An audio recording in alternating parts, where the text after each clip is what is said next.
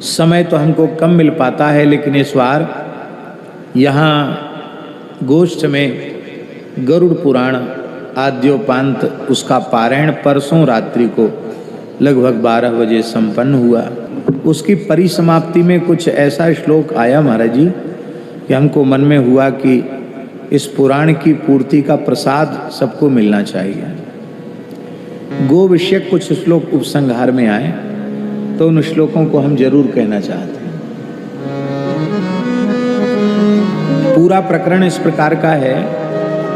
गरुड़ पुराण के ब्रह्मकांड के 29वें अध्याय में एक प्रकरण है 82, जिसमें ब्रह्मवेला में जगने से लेके सोने तक, खाने पीने सोने हर क्रिया में भगवान के किस स्वरूप का, किस नाम का स्मरण करना चाहिए, किस स्वरूप का ध्यान करना चाहिए। महाराज जी उसमें विलक्षण बात है। मलमूत्र त्याग के काल में भी भगवान केशव का स्मरण करना चाहिए।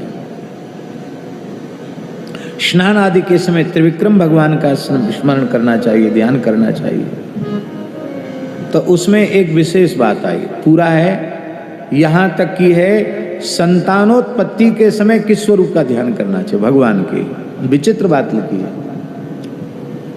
गर्भाधान के समय गोपी रमण श्री कृष्ण का स्मरण करना चाहिए। कितनी अद्भुत बात है। उसी में लिखा है गवाम कंडूयने चैव स्मरेद गोवर्धनम हरिम।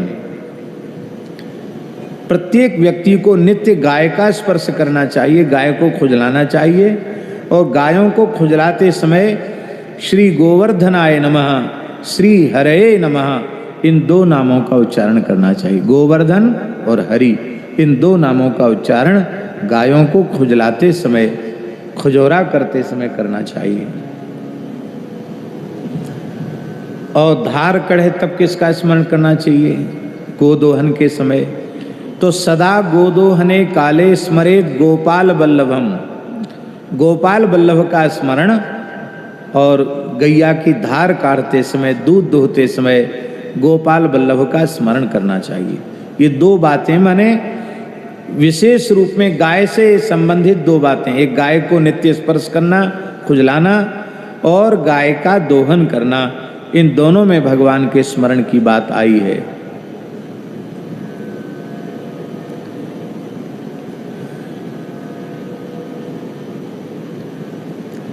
आगे और विलक्षण बात भगवान गरुड़ जी को कह रहे हैं कि हे खगेंद्र सत्तम, हे गरुड़ जी, पक्षी श्रेष्ठ, पक्षीराज गरुड़, अनंत पुण्यार्जित जन्म कर्मणाम सुपक्व काले च खगेंद्र सत्तम स्पर्शे गवाम चैव सदा नृणाम वै भवत्यतो नात्र विचार्यमस्ति।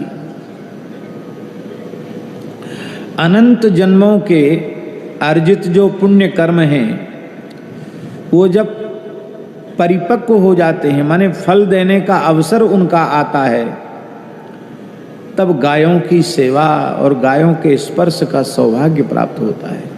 इसका मतलब है गो सेवा जीवन में तब आएगी जब पूर्व के समस्त पुण्य कर्म फलीभूत होने का अवसर आएगा, तब गो सेवा में भाव जगेगा। स्पर्शे गवाम चैव सदा नृणाम वै भवत्यतो नात्र विचार्यमस्ति। इसमें दूसरा विचार मत करना। इसलिए गो सेवा का सौभाग्य सबको प्राप्त नहीं होता है।